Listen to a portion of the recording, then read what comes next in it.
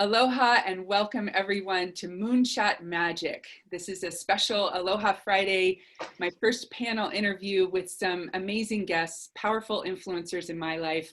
I consider them part of my retinue of angels of support on this energetic alignment of crafting an extraordinary life. So today, Moonshot Magic is in preparation for my intentional book launch for my transformational memoir, Moonshot, Aim High, Dive Deep, and Live an Extraordinary Life. And throughout the month, I'll be sprinkling in some trainings and interviews and special opportunities to learn more about what I consider to be 12 distinctions of an extraordinary life. And the first part of that is what I love to consider to be the realm of resiliency. And today, I have three distinguished and honored guests here to help explore what is a moonshot, what is resiliency, and how does that show up in relationships with yourself, with others, and with spirit. So I would love to throw the highlighted box off of me and onto our panel guests. If I could ask each of you to just take a quick moment to introduce yourself. And according to my screen, Aimee would go first, and then Linda, and then Arielle. Okay, my name is Aimee Bernstein. I am a coach, executive and life coach.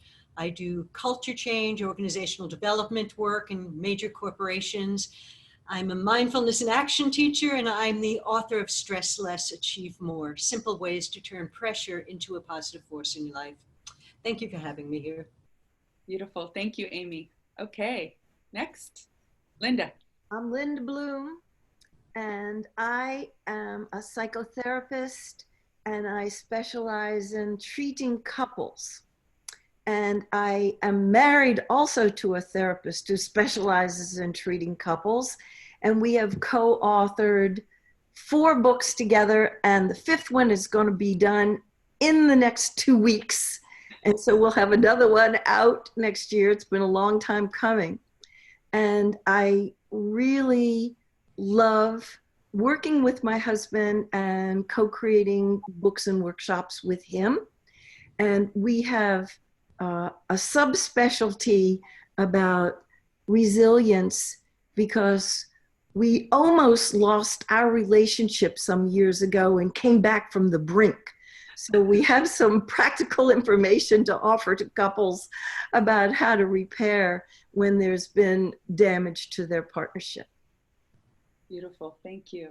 Arielle. Hi, I am a writer and a teacher, and I help people find love and keep love and be love. I've written 11 nonfiction books, most on this topic. And just this week, I completed my first novel. Never expected to write a novel, but this one actually moved into my head and insisted on being written. So that's my big, exciting project at the moment. Beautiful. Thank you. Well, hearing the commonalities in this idea of writing as a craft, as an expression, an artistic endeavor, whether it's fiction, which congratulations, that feels super stretchy to me, or nonfiction, we all have that experience. And so I would love to just launch right into that. I consider writing a book a moonshot. So I think my definition of moonshot is that something extraordinary that wouldn't otherwise happen without my intention, without my vision, without my energetic alignment, without committed, inspired action. It takes effort. It gets stretchy. It's something that, yeah, it's a great idea, but if I don't put effort towards it, it wouldn't happen. And I think that happens on so many levels in my life. And as we pulled this panel together and ignited a really helpful discussion for me in terms of what do you think of when you hear moonshot? And so I'd love to just throw that out there as our launching, pun intended, launch with Moonshot here. Arielle, would you start first? Because I know Sure. you're for a half hour. You know, I really got familiar with the term moonshot when I saw Peter Diamandis speak a few years ago about when he decided to somehow magically raise, I think it was $50 million as the X Prize money. And he detailed about how everybody thought he was completely out of his mind. And yet he told this fantastic story of how he manifested the $50 million and started the X Prize. So for me, a moonshot is is this gigantic, we're never going to do it, let's get to the moon kind of thing that requires the vision keeper, the person who says we're going to do this, and then enrolls a whole ton of people to help him or her do it. The stuff in my personal life that seemed unpredictable or unimaginable for me, I put into the category of a leap of faith. You know, something that I have an intention to do, I'm willing to work towards it, but I don't believe that I've personally ever done anything that I would call a moonshot. Although I'm certainly willing to do it at some point, but not right now. I'm kind of tired this week. Okay, great. I love the humor in there. And we can be free flowing with this. Please feel free if something sparks for you from that, or if you would like to go ahead and define your definition of moonshot. I'd love to hear from Aimee and Linda as well. Yeah, I think for me, it's something that seems impossible that becomes real, that becomes possible. So I don't know if it has to involve lots of different people. I don't know. Sometimes it does, sometimes it doesn't. I think for me, the moonshots in my life have been things, it's almost like I would say that it's my soul waking up. Some way, my soul talking to me, taking me to a place that I hadn't thought about, I hadn't imagined, and circumstances in life kind of connecting in some way to support that. So I was telling Aimee the other day, you know, when I was a kid, I had petit mal, which was a form of epilepsy, and I used to have seizures when the pressure would be too much. You know, whether it was being on the tennis court or whether it was, you know, listening to my parents yell. Right. So, and I would just have a seizure. I grew out of it, but I would still faint or would feel uncomfortable when I had too much pressure in me. When I was 20 years old, I lived in California in Marin County and met a teacher named Robert Nadeau, who is an 8th Dan Aikido master and a pioneer in the field of consciousness. And long story short, you know, other friends were training with him. I didn't want to. The thought about having my body thrown around a mat just didn't interest me, you know. But I met him again in 1978 and at a martial art festival. He came over to me, held my hand. Remember, you know, it was kind of the Kumbaya years when we were chanting. I was a musician. He started chanting, I was under the ground. He was holding my hand. I was under the ground. I was in New York City. I was from New York. I said this didn't happen. Happened 3 times until finally I said, something happened here that I can't explain. So I said, this guy knows something that I don't. I'm going to go train with him, which was a big woo for me, you know, because I wasn't that kind of athletic. I was a dancer, but I wasn't that kind of jock kind of person, you know. And what ended up happening was I discovered not just information, I discovered through knowledge, experience, that I was an energy being living in an energy world, and I learned how to navigate that. And that was a huge moonshot shot because it affected everything in my life, my relationships, my work, everything in my life. So, you know, that's moonshot for me. Beautiful. Thank you. Linda. So moonshot for me is getting out there on that risky, outrageous edge. Not just a little bit out of the comfort zone, like really out. And that something is burning inside that is so demanding of attention, must have. It's almost like a life and death thing. And when you feel that call to manifest something or to accomplish something or to contribute something, that you can't say no to it. And I've had a number of them that I didn't know how I was going to do this. I felt like I didn't have what it took. I was afraid, and I just kept doing one step out of the other, and got some good support. Mentors would appear, people who believed in me, and I was able also in my personal relationship as well as my profession, I never had any idea that I would ever be a teacher because I'm a recovering shy person. I had a terrible fear of public speaking. And you know, when they ask you as a kid, what do you want to be and grow up? A lot of the children would say, I want to be a teacher. I was horrified. I didn't even want to stand up in front of the class to do a book report.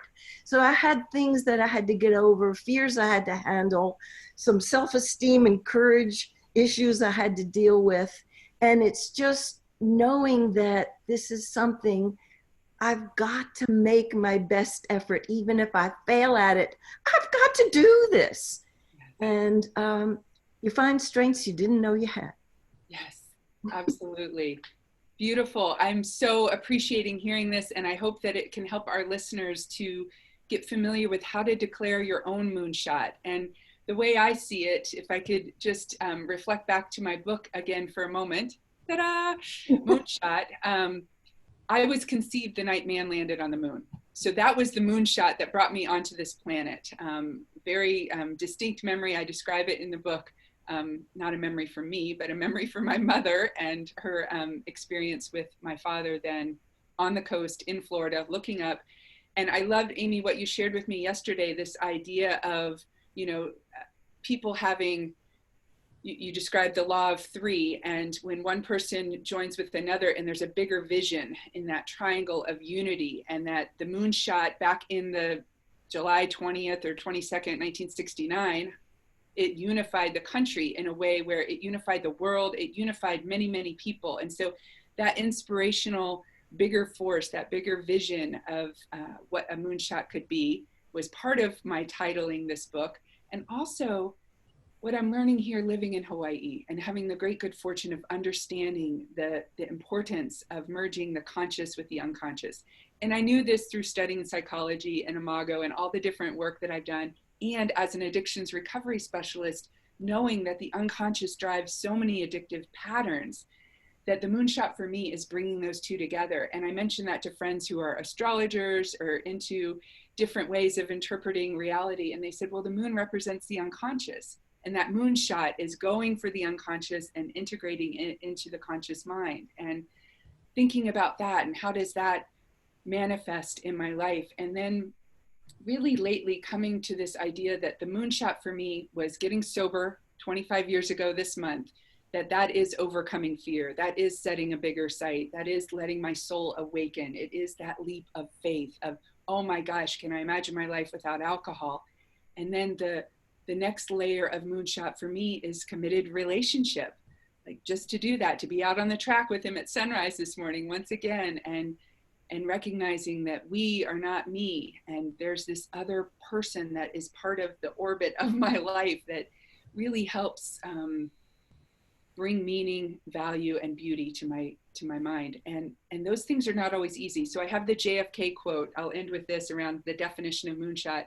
We do this, and I'm paraphrasing, it's in the other room, not because it is easy, but because they are hard. You know, that notion of we're going to put a man on the moon by the end of the decade. I can only imagine what that was like at the time. It was mind blowing. It was, you know, for me, getting married and staying sober, having kids, writing a book, being of maximum service. These are mind blowing things, and they can happen on a mundane level. You know, I don't know if I'll raise 50 million or $50 billion for somebody. That sounds delightful too, to feed my philanthropist, but just that sense of the extraordinary in the ordinary, the mundane acts of waking up, making the bed together with my beloved husband, making breakfast. I'm going to start crying just about making brekkie for my kids. It's like the selfish, self-centered part of me wants to just pull back at times, and I get to engage and have that leap of faith of, there's more to life than just what's right here.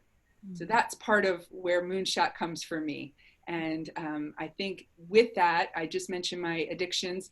That's definitely the realm of resilience that I come from, that flexibility, that willingness to adapt and grow and stretch, and really recognize that, Aimee, as you said yesterday, we all come from yuck. You know, we all come from hard times. We all have difficulties that we overcome in our life, and how to, you know, I often think of that welding that happens, you know, when things are welded back together, that piece of metal is stronger than if it had never been broken. And so that resiliency of the human spirit, I'm wondering if any of you would like to speak to how resiliency has shown up in your life. Arielle, we could start with you. I know Arielle doesn't believe in. I think I made a conscious choice when I was in my late 20s to commit my life to figuring out how to be personally responsible for my own happiness, because I had been such a miserable, introverted child and suffered with a lot of clinical depression. And I just sort of had this moment where it's like, can I curse? Am I allowed to? Yes, go for it. Fuck this, I don't want to spend the rest of my life being miserable. And I actually got on this path to study happy people. And I looked at the few people in my life that I considered happy, which were both of my aunts on both sides of the family. And what I noticed about them was neither of them had children. I thought, okay, that's a key to happiness, not having children. And both of them had work that they found meaningful and that they enjoyed. And one was married and one was not, so that didn't become a factor. But I actually made this conscious choice that I was going to figure out how to be happy, and I was going to make myself happy. And so now that's sort of where my resilience comes from. I have this level of core happiness that even on the days where I hate my life, where I just go, okay, I need to buy a gun, this is like too much, I remember that I know how to be happy, that I have this muscle memory. But it didn't happen overnight. There was no pill that I took. They tried to give me pills. The pills didn't work. That it's really within me to be the source of that. And it's not outside of me. There's not a person or a thing or a place that makes me happy. It's just this desire. And recently I've learned a new word, and I've taken it to another level. So happiness is great. And I found out there's something better than happiness. And the Sanskrit word for it is santosha. And it means utter contentment. Ooh. So that you can be content even if you're not happy. Mm-hmm. So that's sort of the next level for me. So I don't know if this answers the resiliency thing. It's just the lifelong path I've taken to get to whatever shit's being thrown at me, I'm going to duck or I'm going to fight back, but no one's taken my happiness. Yeah. Beautiful. I think that perfectly answers it from the perspective of no matter what, there is this, I loved how you described it as a muscle memory, that there's the core happiness that is not contingent upon external factors being just so, that it's an inside job and you have that no matter what. Even with having difficult times. You said you're tired this week. There are times where, things get hard. Even with that, those I kind of heard as like the storylines or the surface activity. It's like there's a deeper calm. And I love that because it reminds me, the other thing around the unconscious here is the ocean. So we have the moon and the ocean. And I often guide people in a meditation, like even if there's turbulence and waves up here, you dive deep. There's a deep calm in that. And it sounds like with practice, it didn't come naturally. It didn't come immediately. It didn't come with pills, even though people tried to give it to you, that there was a willingness to engage in rewiring that. And now it sounds like the next, and I'm going to use this word, it may not apply, but the next moonshot is that level of utter contentment. And tell me the word one more time. Santosha. Santosha. Let me see if I can hold this up. I actually had this rock made on Etsy. Oh, beautiful. Yeah. Beautiful. Yeah, so it's actually, this word is a pivotal part of my novel that came through. So I guess if I do have a moonshot, it's going from being a very comfortable mid-list nonfiction author to jumping into this world of fiction I don't know, I have no credibility in. And on top of that, the stupid book also wants to be a movie. So I'm in uncharted territory here. Hold up the book. Do you have it there? Oh, no. I just finished writing it. Oh, yeah. Okay. I don't have it done. I'm in the agent hunt phase at the moment. Okay. What's the title of it? Do you have a title? Yes, it's called The Love Walla. And in India, a walla is somebody who performs a good service, or they're the best at what they do. So if we were walking on a street in Delhi and you said, oh, I really need some chai, I'd say, oh, go down the street and see my chai walla, or see the ghee walla, or see the auto rickshaw walla. So any Indian person that hears the title swoons, because it's not used to describe a person who gives a lot of love. But all of this came about because one day my husband said to me, I want you to write a book about me. And he gave me this idea, and it was a really bad idea. I said, I am not writing that book.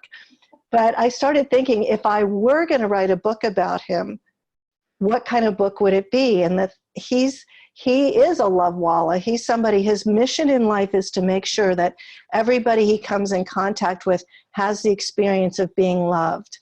So the hero of my book is a love walla. So I've coined this term. Wow. I love hearing that. I love hearing new terms that I'm not familiar with. And what a beautiful mission that your husband has of really wanting everyone to feel loved. It so sparks the energetic aliveness for me of my mission, my movement of aloha. You know, people, I have the great good fortune of living here. People visit, people know aloha. They know it as paradise. It's that deep compassion. And there's a very sacred indigenous upwelling, uprising, sovereignty movement happening, and it's based on kapu aloha. And kapu is that sacredness, the sacredness of deep compassion. And so I'm considering that as part of this bigger movement of, yes, I want people to heal from addictions. I want relational health. I want contemplative practice to be a daily thing for people as the arc of connection. And the bigger walla, you know, it's like aloha walla. It's like how to bring that energetic exchange with each person. It sounds very much in alignment with that. I look forward to reading your fiction and seeing the movie and sitting there and eating my spirulina popcorn and celebrating you. So I'll keep you posted. Thank you. Posted on that. I'll take all the positive energy around this project I can. Yeah, fiction just seems so super stretchy to me. Linda, have you written any fiction? No fiction yet. And I haven't written a book alone yet. But it looks like this book number 5 that I'm collaborating with my honey is likely to be the last one that we're going to collaborate with. And then I'm going to be on my own after that. Woo-hoo! You're going to sprout your wings. For me to do one just by myself. Great. And we'll see. We've got to get the conflict management book out first before I can even launch into the next one. Good. Resiliency. Yeah. Resilience for me is bounce back ability. Mm-hmm. Life lays you down that you come back sooner rather than later. And of course, when we have a health challenge or a challenge with one of our kids or with our marital partnership or our career, we are rendered helpless momentarily. Mm-hmm. But if we cultivate grit, and we use the opportunity, we can come back sooner rather than later. Yes. And actually book 4, the memoir that Charlie and I wrote, Leapfrogging Chapters, is called, do you know, That Which Doesn't Kill Us? How one couple became stronger at the broken places, and goes into all the gory details of how our relationship deteriorated at year 12 when he was caught in an addiction. Not drugs or alcohol. He was a workaholic. Mm-hmm. And he took a job for a corporation that had him, you know, flying all over the country when I was left home with 3 little kids. And it really just took me down to my knees. And it certainly wasn't anything that I had ever thought I would ever have to deal with. Mm-hmm. And I just wanted to get out of the pain and the loneliness that I was in. And this trauma in my life forced me to have to find strengths I didn't know were there, and resourcefulness, and to network with other people, because I felt so lost for a while. And so I really believe that we can harness the power that comes from being challenged to the max. And the big challenges have the big benefits if we can mine it for the gold that's in there.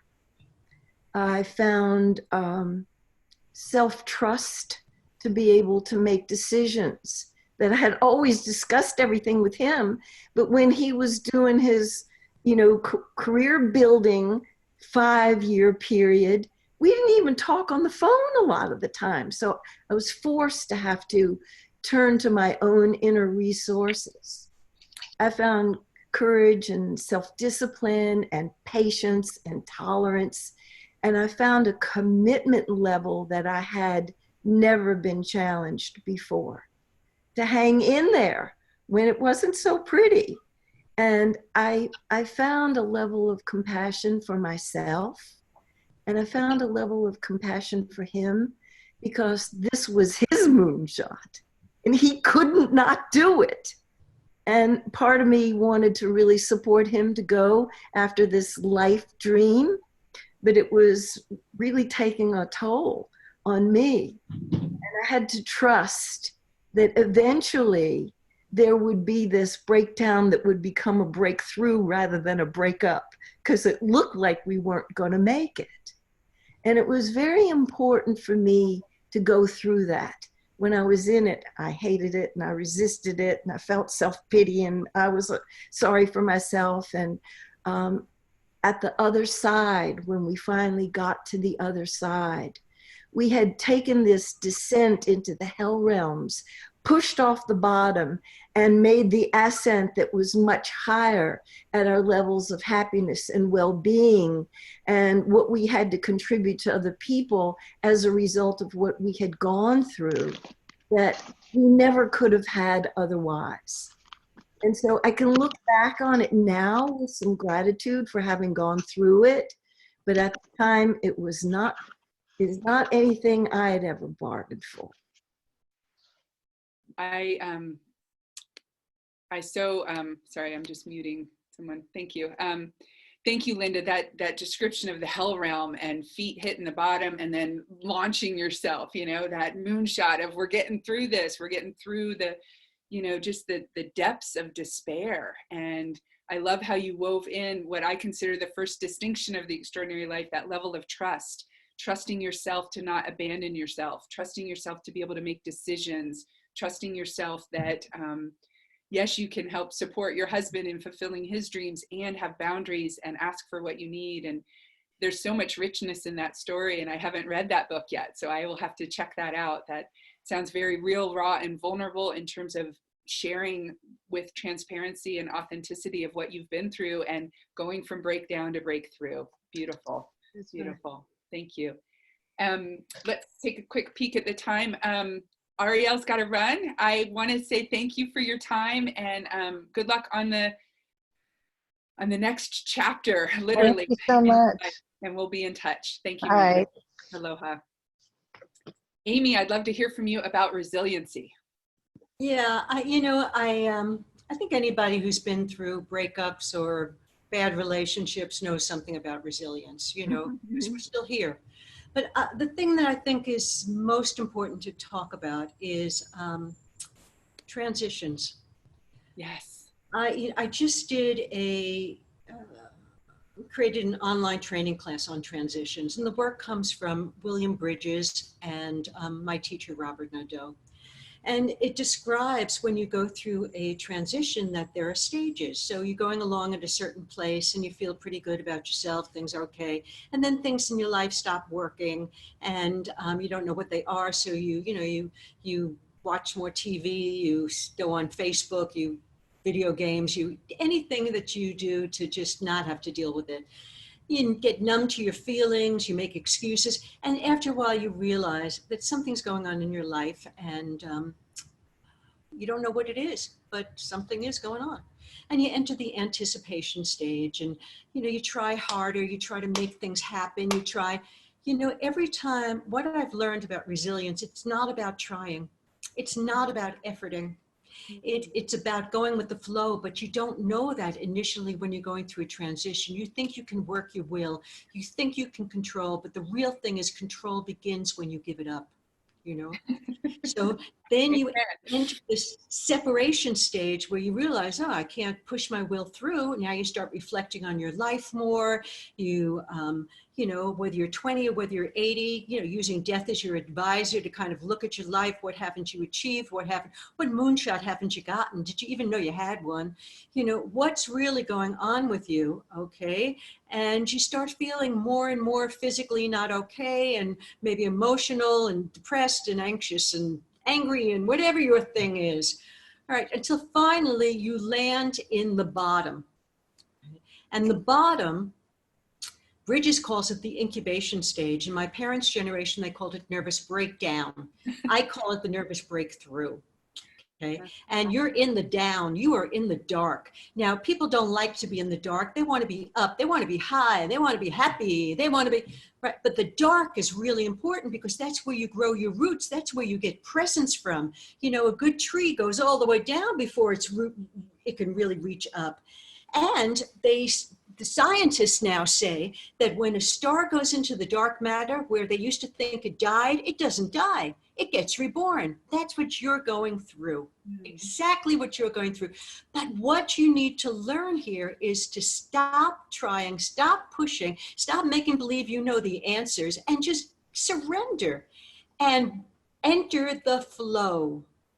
See, this is what I learned in Aikido that was just amazing for me. How you enter a flow. A flow, you're spacious. You're not in your head trying to figure it out. You're in your mind, body, and you are open, and your system is connected to the universal field. And that's where the action is, right? And then you start moving along, and eventually you start coming up this other side. You know, I don't want to go into all the details, but you go up this other side until you get to a different identity, which is bigger, better, more conscious, more capable, right? More resilient than where you started, right? So if you're talking about a relationship that almost broke up because of whatever the factors were, oh, if you got to the other side, it's probably better than it was when you started, right? You know, so, you know, there is the thing that I think is so important, and you talked about it when you get into some of the other competences, but the thing is so important is to have that kind of faith, have that kind of trust, you know, and the truth is it's a bunch of words until it's real. And even when it's real, it ain't real 24/7. You're human, you got an ego. That's what happens, you know what I mean? All of us are, I'm talking probably too much, but all of us are this mix of big self, you know, pure consciousness. And then there's ego. And we have a mix. Nobody, I don't care who the guru is, they don't live in there 24/7, right? So what you want to do is you want to shift into the next best version of yourself, yeah? That's what faith and trust and resilience and all this and spaciousness and openness, that's what that does to help you make that shift. And now I'll button it up.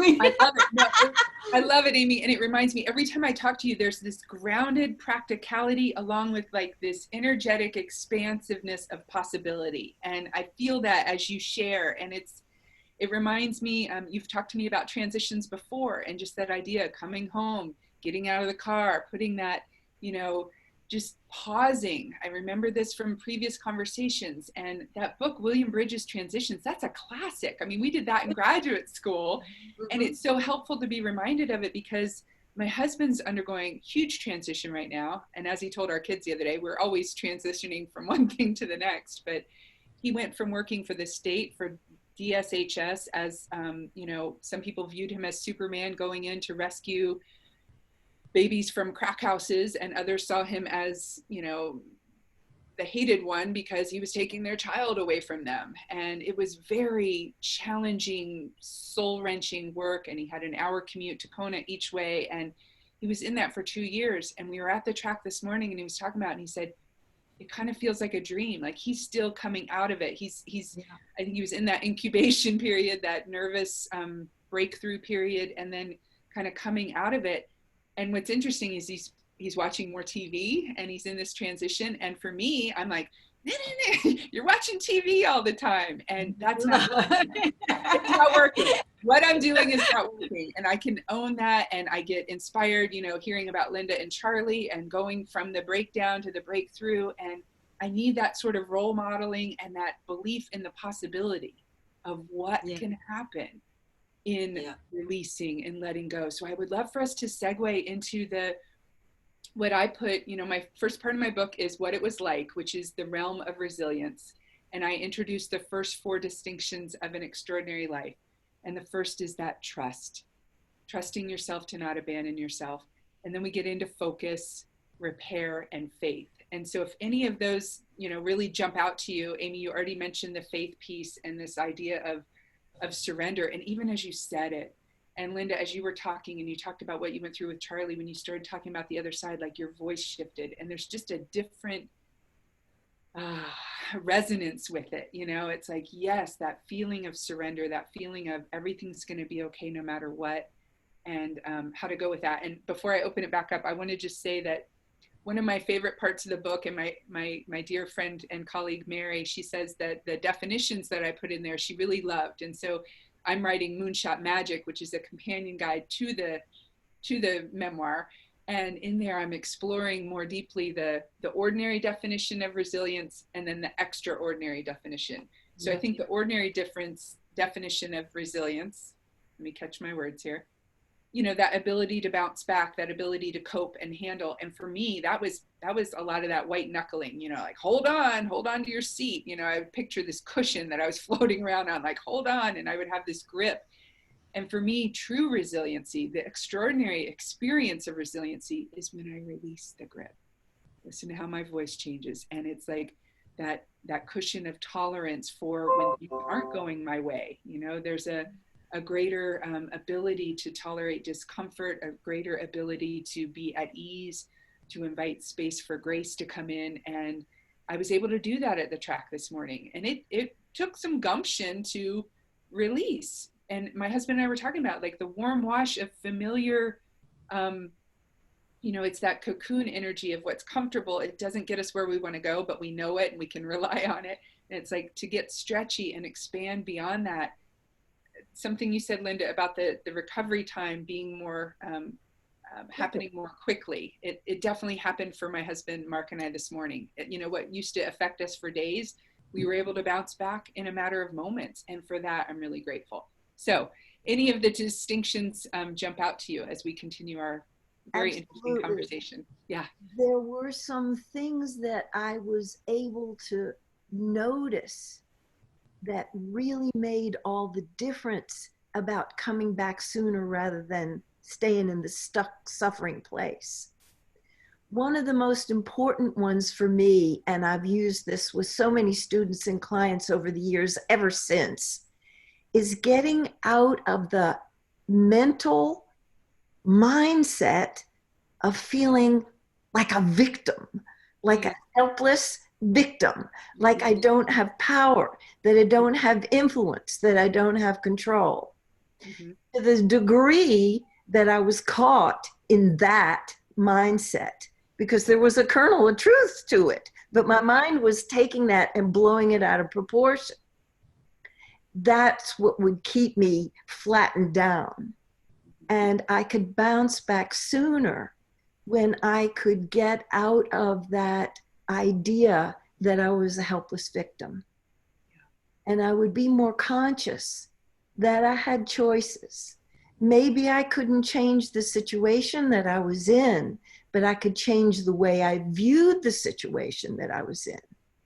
Instead of seeing myself as a victim of this selfish perpetrator, I could remind myself, he's a good man. We've had 12 years together that were wonderful. He loves his children and he loves me, and he's got this thing that he's got to do to prove himself in his career and get his skill set up. And I need to see that that man that I fell in love with and that I chose to have children with is still there. And he's preoccupied with some other things than he needed to do. And that would help me to move out of the victim mode. The other thing that was so powerful for me to get me to come back to myself and my feeling of potency, quicker rather than later, was finding the meaning in the suffering. And sometimes I say, if there's anything I hate, it's meaningless suffering. If we have to suffer, we got to make some meaning out of it. What is this teaching me here? Mhm. What is this teaching me about myself? What is this teaching me about compassion? What is this teaching me about the world? What is this happening to me in my life? Because I remembered full well that I would sit and ask Spirit, how would you best use me? How would you like to use me? I want to make my life matter. I want to contribute in this world. And then it gave me this tough lesson. And I said, no, I'd really rather have lessons that aren't so tough. But these were the lessons that I was being given in the little time that I had with my beloved to make that time count. We didn't have very much time together because his career was so consuming. But in the little time that we had together, to go straight for the love. Not bicker about the little, differences and the conflicts that we had. To one day a week we would have together, and I'd get the kids off to school, and we'd get back in bed, and we'd be in each other's arms, and we would look into each other's eyes. And sex was always the great place for our relationship. When nothing else was working, we could always count on that. Yeah. And it would affirm that we were still lovers and that we were still connected. And it would be enough that I could make it one more week and be a single parent and have my career on hold while I was supporting and encouraging his career. And these lessons that came about getting out of the victim mentality, asking the right questions about what am I supposed to be learning out of this difficult and challenging time, they have really grown me into the individual that I am, the partner that I am, the mother that I am, the professional that I am, in a way that I don't think I could have gotten it at this depth without going through the ordeals. They shaped me up. They shaped you up. Yeah. How about you, Aimee? The question in terms of, I'm listening. Yeah, the different realms, the distinctions in the first realm of resiliency, of that idea of really trusting yourself, having focus on what it is that you can work with, the importance of repair. I know Yeah, there's a lot we could say about that, and then faith. Yeah. Yeah, in terms of trust, in corporations, I use a model that trust, you have to take a look at 3 elements: control, openness, and inclusion. So in terms of control, when I'm looking at myself in a situation, what are my beliefs around control?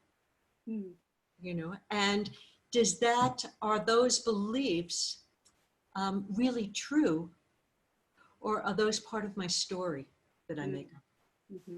The second thing is openness. How open am I to experiencing something else? Because we all want to prove ourselves right, even if we're miserable. We want to prove that we were right, So it's like, how open can I be? And energetically, openness meaning, how much can I share? How much can I share? And with a partner, that's one thing, how much I can share. With me and me, it's how much can I open, how spacious can I be, right? Or do I close down when I'm under pressure? When you're under pressure, I teach that there are 3 main patterns. One is collapse, right? When the pressure comes on, then you become victimized. Another is you resist and you fight, try to get your will. A third way is you space out and you deny. So I have a client, or had a client, that when the pressure would come on, she would go shopping. She was a heck of a shopper, but she wasn't aware of what was going on in her body at all. So she became so stressed out, she had a heart attack. Wow. So under pressure, what we want to remember is that pressure is your helper. It is the energy of change helping you go from one place or one identity to another.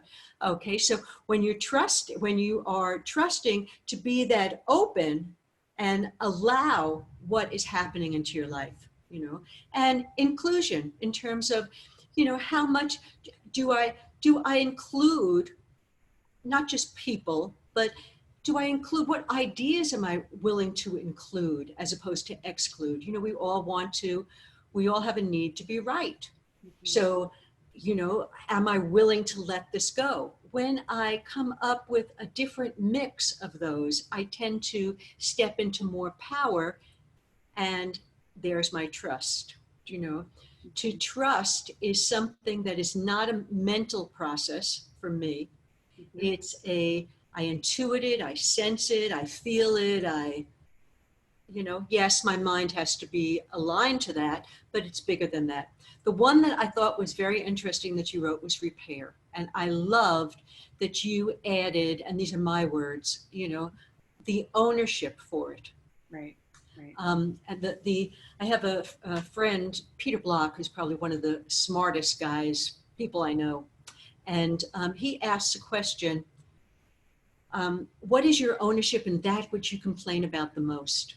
Ooh. Fabulous Boom. question. Fabulous question, you know. So when you're going through this, you know, what we want to do is we want to blame. We're either, oh, I'm victimized, poor me, or we're blaming, right? But as soon as you step into that ownership piece, now you're starting to take your power back. And now, instead of your energy and your focus, your center being in someone else, that's how, this is what they think, feel, need, want, you know, and oh, I love them, you know. I can begin to come back here, step into myself, so I know what I think, feel, need, and want, and ask that question, what's my ownership in this situation? And that, I think, is really super important. Yeah, beautiful. Thank you for bringing that up. It's what I said, the ordinary definition of repair is to fix or mend a thing suffering from damage or a fault. And the extraordinary definition, what I added into that, is acknowledge and then mend your part in the suffering or breakdown. And it really is what you just said, like reclaiming our power, getting empowered by owning our part, you know, cleaning up our side of the street, being willing to repair and be responsible. I think, can you imagine for a moment? Let's just imagine for a moment if people did that on a larger scale. Like we all cleaned up our part of the nightmare that we're co-creating.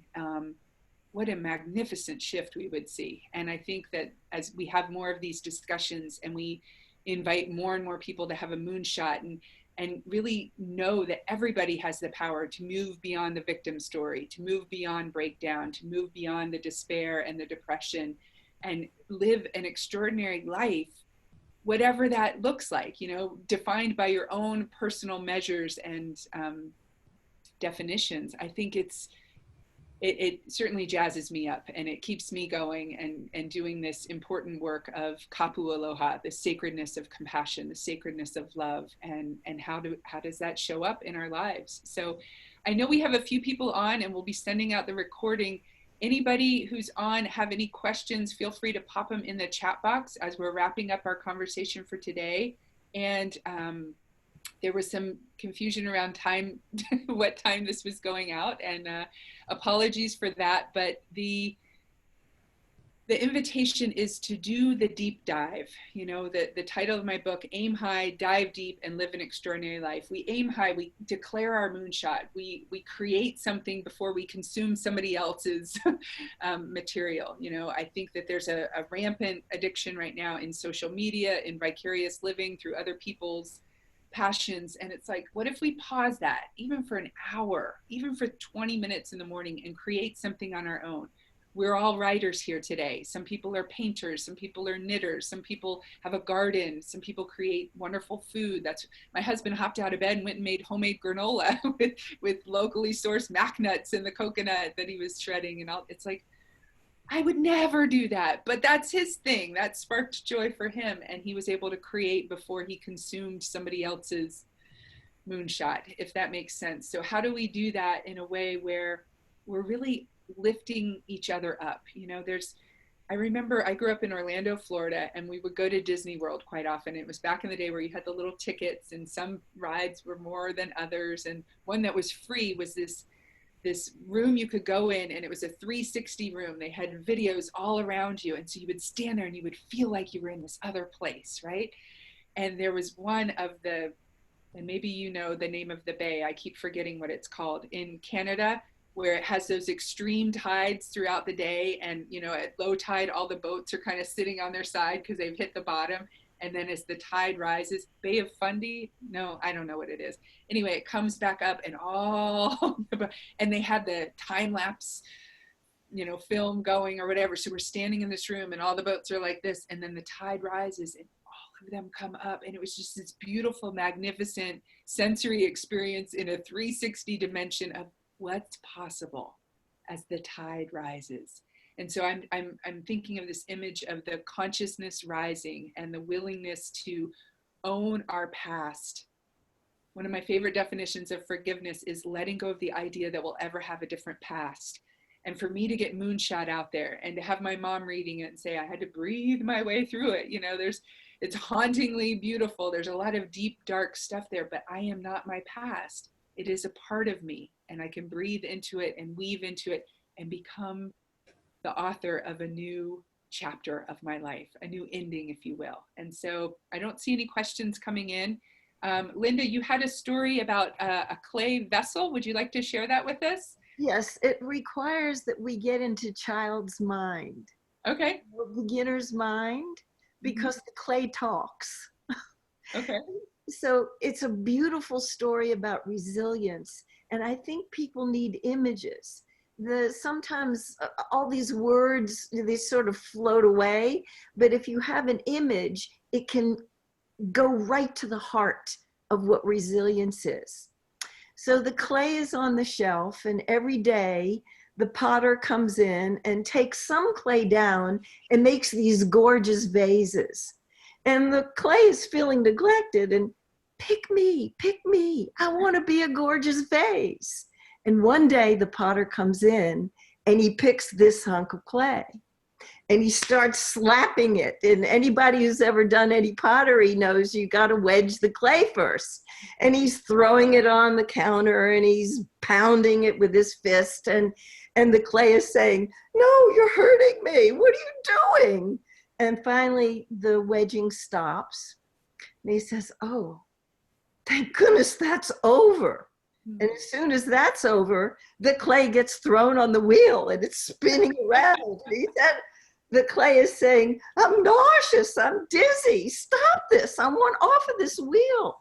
And of course, you can't throw a pot without it spinning around. And stop spinning. Thank God that's over. I didn't know if I was going to make it through that. Oh, whew, I survived it. And as soon as he's off the wheel, she's in the kiln. Oh my God, it's hot in here. Oh my God, I'm gonna die. I can't stand this. I'm not gonna survive this. Get me out of here. And, she feels like she's boiling to death. Finally, she comes out of the kiln and she gets put on the shelf. Oh my God, I didn't think I was gonna survive that. Oh my God, I survived. And the next day, the potter comes in and walks over to the shelf where the vase is. And the vase says, don't come near me. Don't touch me. Don't even look at me. I can't stand you. And the potter says, I have a mirror. Would you like to see yourself? And the clay has become a gorgeous vase. And I see that as when we're in the throes of it. Aimee said the transition. We're in the void. We're in the chaos. We're in pain and suffering and confusion. We want to go from being the clump of clay to be the gorgeous, strong, beautiful, part of ourselves without having to go through all of that transformative, difficult time.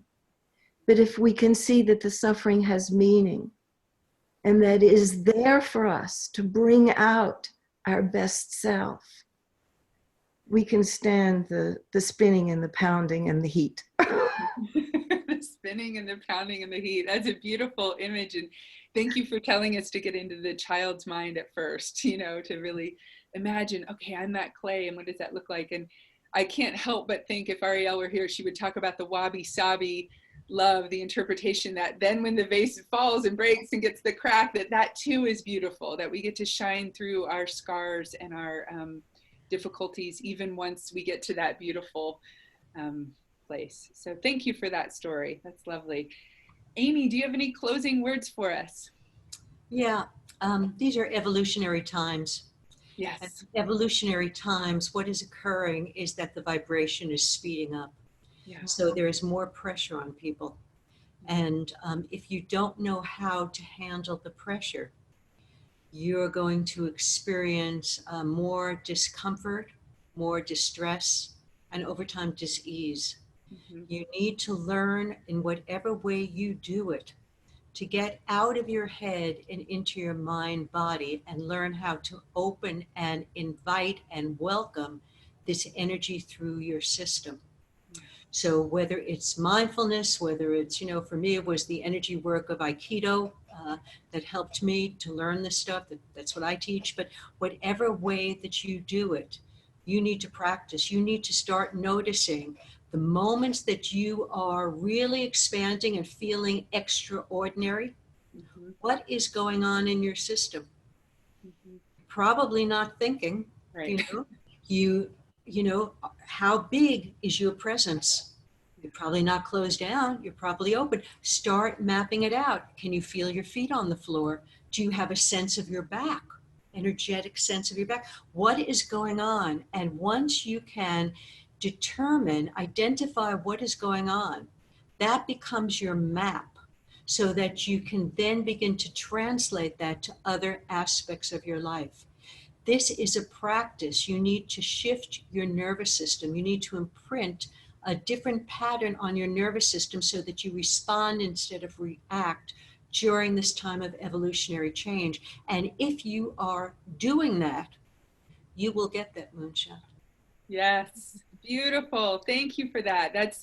It so reminds me of, as you were reading through the first part of my book and you gave me the feedback of, you're all heart, you're all about love, and the importance of the open heart is not a challenge for some of us who are wired. That's just how I'm wired, open heart, and the importance of taking that down into what we call here the na'au, or the guts, or the hara, that center, that core, and having a sense of grounded openness. So I've really been reflecting on that since our conversation of, let me open my heart even more and let me have my feet on the ground, and when my husband and I married, it was a beautiful joining of, the moonshots, the big visions that we have out there, and feet on the ground of how are we going to make this happen. And one of our biggest moonshots was moving to Hawaii, bringing his parents, bringing our boys, and creating a life. And there's ups and downs, and we're kind of in the throes of a deep transition and financial realignment and all the stress. And I love what you said about the pressure, that it's the energy of change. And as the pressure comes on, I don't want to collapse. I don't want to do this. And I don't want to numb out. Numbing out's no longer an option. So how do I bring it back to me because that's my reference point, but I believe this message is universal. How do we respond as life gets lifey? My dear friend Mary reminds me, life gets lifey, and we get to bring our best self forth and have that resiliency, have that grounded openness, have the ability to transform in relationship. And I'm honored to have the three of you on here. Arielle had to pop off for a pre-arranged appointment, but it's so meaningful to me to feel that tide rising, to feel that support. And I do hope that it helps our listeners. I welcome the listeners to let me know what's your key takeaway from this. Send me a message at help@AimieElizabethGordon.com. Let me know what the key takeaway was. For our listeners, do either of you have anything you would like to offer to them? A replay will be going out, so there'll be other people popping in. 3 free ebooks. Okay. And the one is on sexuality. One of them is in conflict management called The End to Arguing. And the third one is the 10 most important things we wished we'd known when we got married. It saved us some trouble. Great. I can think of a client right now who's in the premarital stages, so I will encourage him to watch this video and sign up for your free gifts. We'll have, Linda, if you can get me those links, we'll put them into the email that goes out. How does that sound? Sure. Okay. And Aimee, how about you? Yeah, I was thinking about it. And what I think I'd like to do is have a contest. So if you're interested, please send me an email at Aimee, which is A-I-M, like Mary, E-E, at Open Mind Adventures, it has an S.com. And I would like to do a drawing and give someone a free coaching session. You know, I think that if you're going to go through a moonshot, you probably need some help. And if you're in the down period, you know, I can help you there. Yeah. So that's what I'm offering. Beautiful. And I'll type in that email address so people have it. We do spell our names differently. I'm A-M-Y, you're A-I-M-M. A-I-M-E-E. Aimee, it's like French, yeah. Yeah, beautiful. And we'll have that in the email replay that goes out. So thank you so much, both of you, for your time, and for those of you listening. And may it be so that we can declare our moonshot and find the inspiration, the accountability, and the support to let this tide rise. Together we can rise, and we can live an extraordinary life and find that, what was it? The utter contentment beyond happiness, that place of calm abiding, that place of balanced pulsation. And may it be so, may it be so, may it be so. Thank you. Thank you all.